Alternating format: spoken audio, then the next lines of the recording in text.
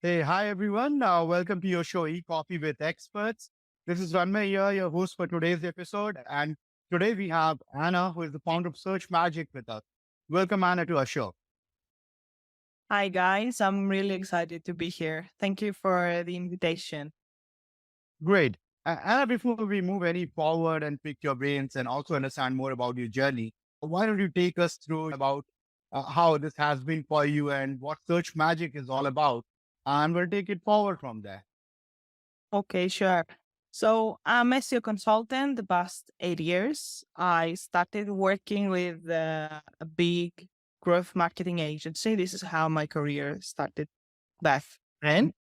I get to a point that from an intern, I managed to get head of SEO and had a big team with other people doing things related to SEO. It was really nice back then. We were handle a couple of big clients like Nestle, G Healthcare, big names.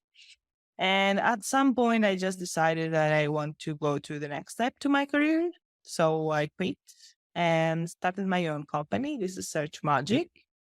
So Search Magic is a boutique SEO agency. We are based in London.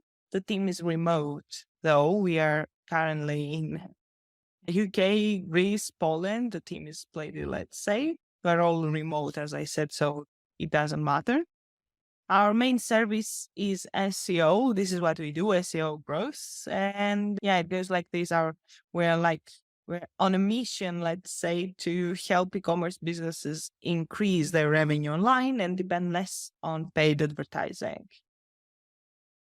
Wonderful. Quite a journey, Anna. Your journey in the SEO industry has been nothing short of remarkable, like you yourself explained, from starting from being an intern to heading the entire team. Could you share with our audience the pivotal moments that led to start Search Magic and what inspired your mission to help SMBs to compete with larger companies in the digital space? Okay, sure. So first of all, from the very young age, I started doing SEO in my first job. As I said, I was 19 years old back then. At 22, I was handling clients, and that was really stressful, but at the same time was amazing. And that was really big moment for me, like from the previous company to trust me with big brands at so young age. It was definitely a big moment for me. But after than that, at some point, I realized that SEO has immediate impact on e-commerce stores because it really affects their sales, their core business. And it's really satisfying to know that you help a business to grow actually in numbers and sales and see the e-commerce stores. That's why my first like big case study was in commerce, a retailer. And I kept it that way because I feel that I'm actually doing something important. I feel that we are actually helping e-commerce business to grow. That's it. Nothing more complicated like that. And yeah, the company started. Actually, there was no plan to start the company. I was just focused on doing SEO. There was no plan to do a company or anything like that. There was no business plan. There was nothing behind this. There was Uh-huh. just need. I just left the company that I was. I was just starting doing freelancing and I just have to find a way to invoice my clients. So no thinking, no branding, no business plan, no nothing. Just a need to invoice that like the company. Yeah. From that to having Search Magic's revenue being tripled and the team size doubled in size, and it all started without a plan, you're saying which most of us won't believe to start with, right? Could you delve into the strategies and tactics that played a significant role in achieving this remarkable growth? And now that you're saying that it all started without any proper planning. So if you can tell us how this journey has been, because I'm sure you would have faced a lot of challenges. The sheets and the charts were not in place, like you were saying, right? How all of this fell in place and how did this growth happen? Yeah.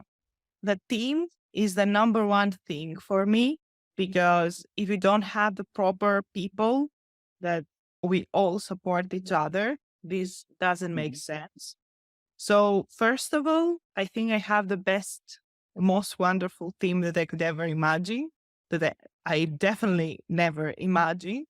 Everyone is really helpful. They're all proactive. They do what they have to do. And especially in the beginning, that we were just 3 people and have to do everything from the marketing for the company and lead generation to the actual service.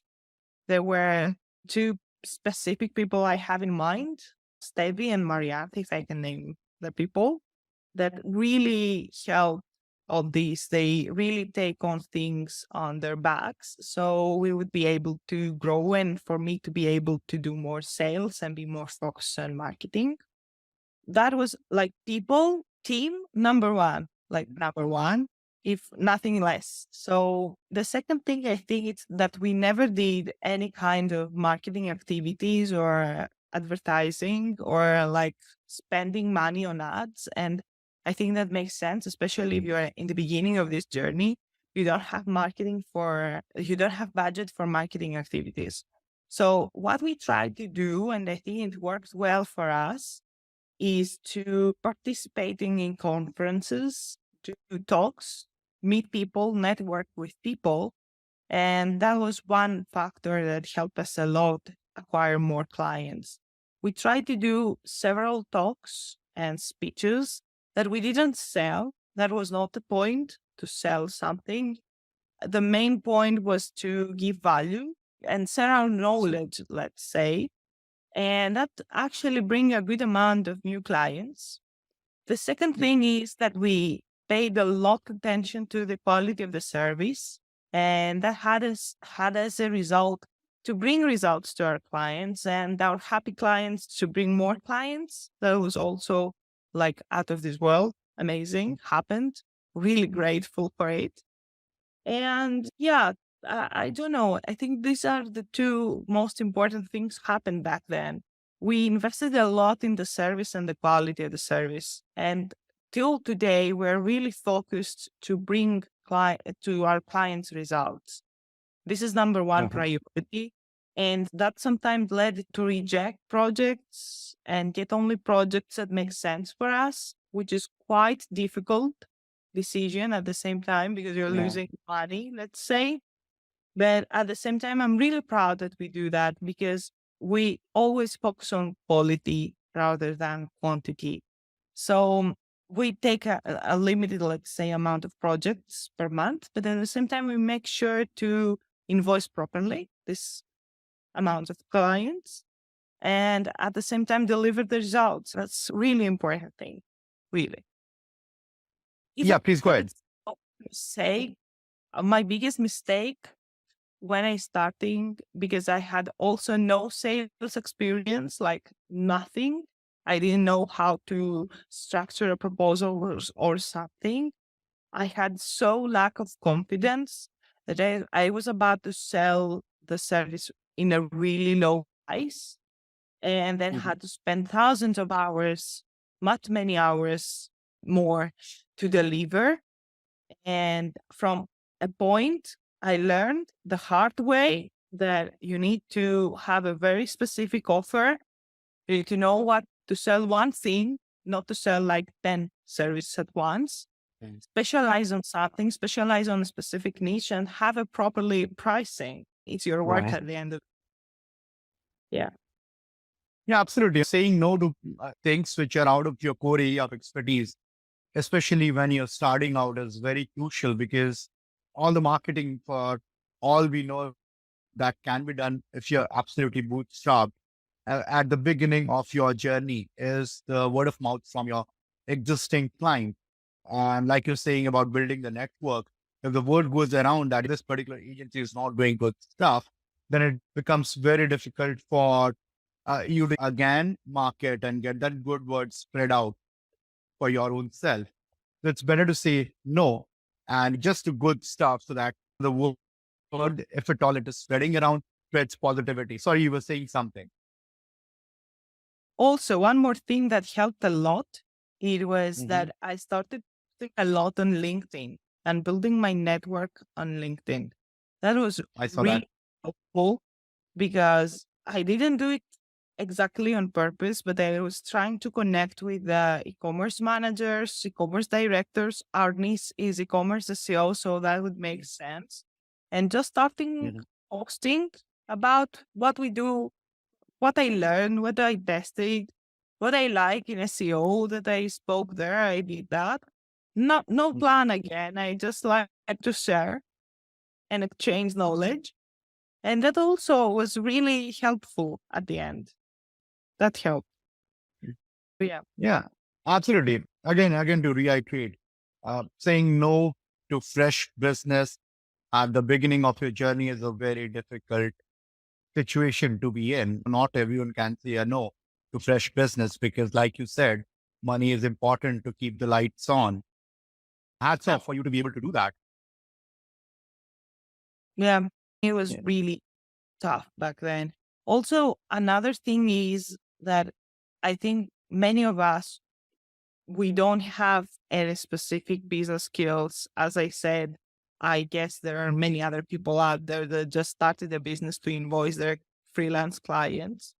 So one other thing is that we don't born with business skills or something. You just Yeah, put them while you build experience. And there's no shortcut to that. You just go with flow and learn what you have to learn. You keep learning all the way. There is no manual or something. absolutely. It's like Absolutely. a child. Growing a business is like growing a child. There is no, there are tips, but there is no manual. Do that and it will happen. It's no such thing. So Yeah, absolutely. I mean, real-time experience count, irrespective of how many courses you would have done or whatever learnings you would have gotten from your conferences, but handling real-time clients, like you mentioned, at a very young age would have played a part in terms of you seeing the success in your journey as an entrepreneur, right? Great up. Coming to other part of it, you are into a lot of SEO, like you mentioned when we were in the green room as well. Ranking content for highly competitive keywords is a very difficult task. Gone are those days wherein it was easy to rank for keywords on the first page or in the top three. So, can you walk us through the methodologies or techniques you guys use to consistently achieve top rankings for such difficult high traffic keywords? yeah.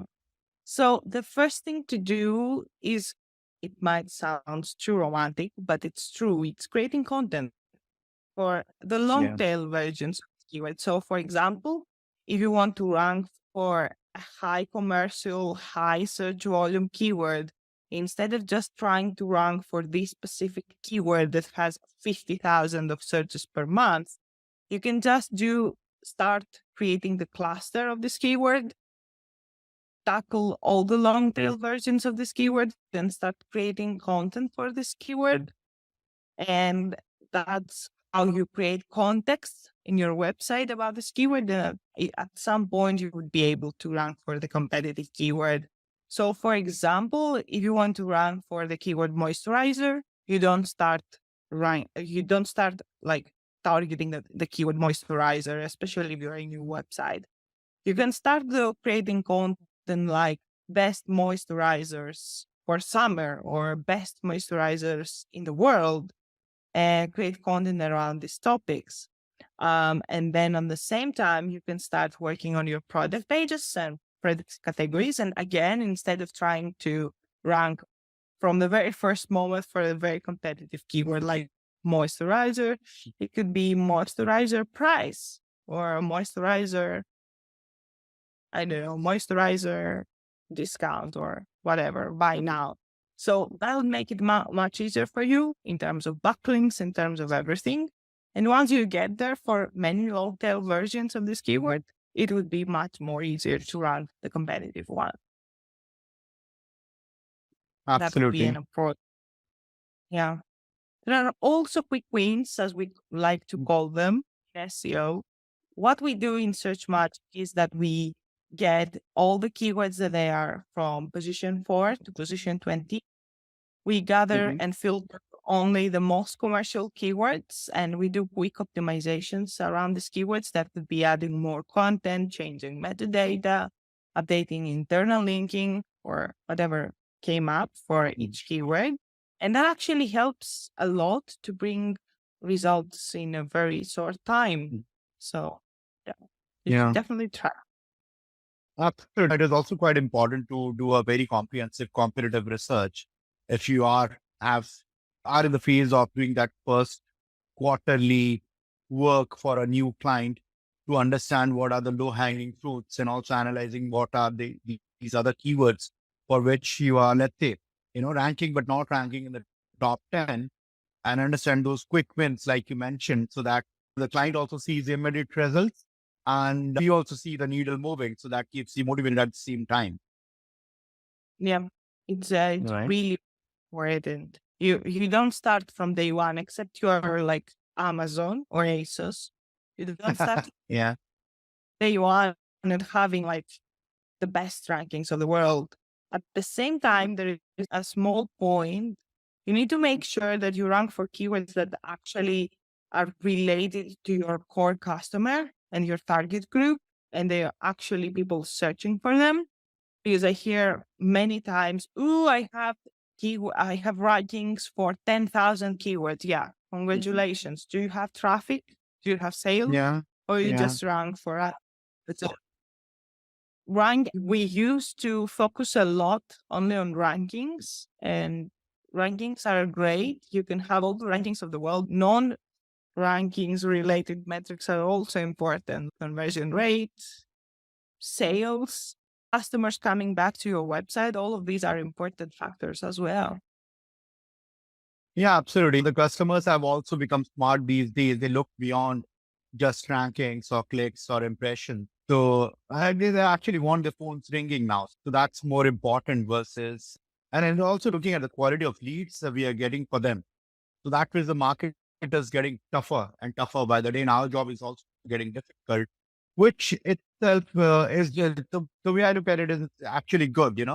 The good players, the players in the market who are doing actual good job for their clients and are not just, beating around the bush about rankings and those clicks and impressions.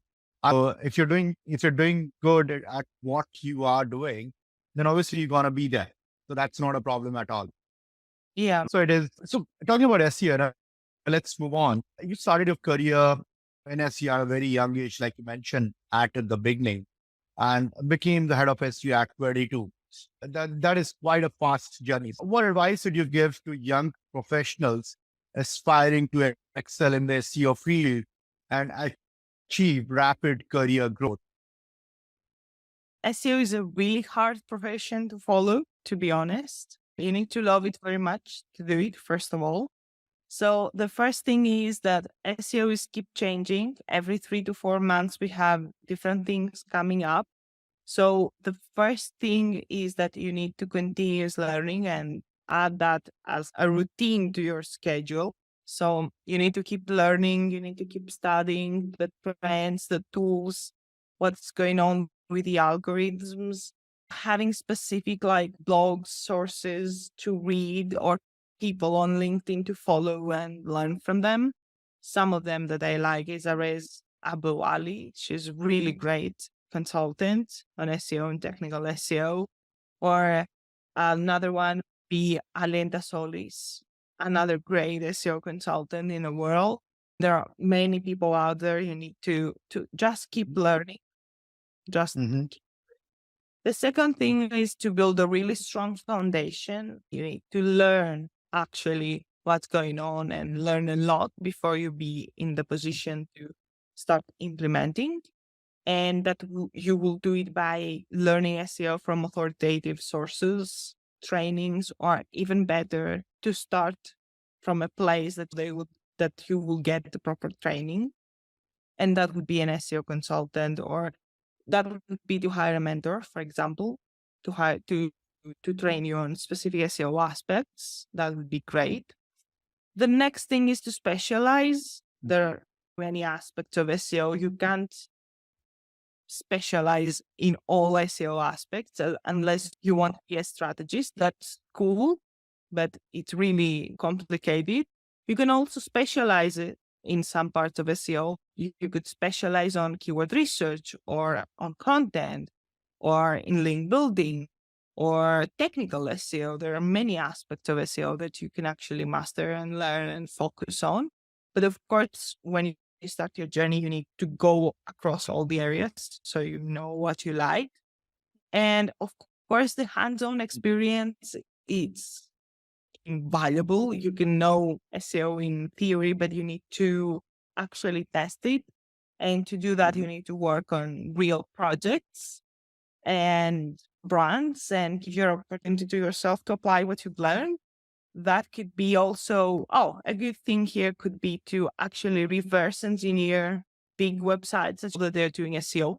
I like this Mhm. exercise, doing that actually, reverse engineering strategy of big brands. I know it sounds a little bit creepy, but I do that. I like it anyway. I also advise people to do that. It's really fun to uncover what big brands do and experiment with. What else? To stay creative. I know SEO might sound too practical, but at the same time, you need to come up with creative concepts to get users to get engaged with you. This is really important as well. Mhm. Uh, Networking plays a big role in your career. You need to attend relevant conferences. This is a great opportunity for networking and also to learn new things and meet other professionals and hear different perspectives. There are also great online communities that you can join and also discuss, connect with people, find mentors, find partners, or just collaborate with people and see what's going on out there. My favorite two communities are Traffic Think Tank. I love the guys. I just love it. I've learned the most advanced techniques of SEO. I've learned it was inside Traffic Think Tank. And then there is Women in Tech SEO, which is SEO community only for women, which is really great. Sorry for the men. You can join Traffic Think Tank or you Yeah. can join SEO, I guess, as well. There is no problem. I don't know. Another thing is the branding that you need to start thinking if you want to build a personal brand. And you need to, and in order to do that, you need to start share your knowledge, start creating blog posts or doing social media, or just try yourself and do a speaking engagement maybe. And yeah, consistency, of course, it's really important. Be patient and be consistent on what you want to do. And in a more like practical case, I would suggest to create a vision board. I like vision boards. I love them. I just cut pictures, things I want to do, and combine them on a big paper and have the paper in front of my office and seeing it every Mhm. day. I love it. And yeah, consistency and patience. SEO on its own needs patience. You need to be really patient to do SEO because things take a lot time to happen. So everything is going to happen. You just need to go with the flow, keep Mhm. learning, network, and everything is going to be fine. And also, if I have one more moment, I'd like to say that the first person that I hired, she just found me on LinkedIn. She loved SEO. She didn't know where to start her career. And she was like, "Hey, Anna, this is me. I'd like to learn SEO. Would you like to learn me SEO?" And I was like, "Yes, let's do it." And we'll keep working together. It was awesome. You just have to go out there and you will find it, you will figure things out. There are so many resources, so many things to do and try and experiment with that you will definitely find what to do. So Wonderful. Wonderful story, Anna. save some resources as well, communities, people. Mhm. I hope I helped. I'm sure. I'm sure. Good, Anna. It was lovely speaking with you. But before we let you go, I would like to play a quick rapid fire with you. I hope you're game for it. What is your favorite book? The subtle art of not giving a fuck. All right. Your last Google search. My hairdresser. I need to cut my hair. All right. Your next vacation. Dublin. I'm going to SaaS Talks next month. And hopefully I will. Lovely. Great, yeah. Great, Anna. It was lovely speaking with you, and I'm sure our audiences would have benefited a lot out of what insights you have shared today. And really, thank you so much for taking out time and doing this with us. Thank you for having me. It was really nice experience. Thank you very much. Yeah. Thanks, Yash.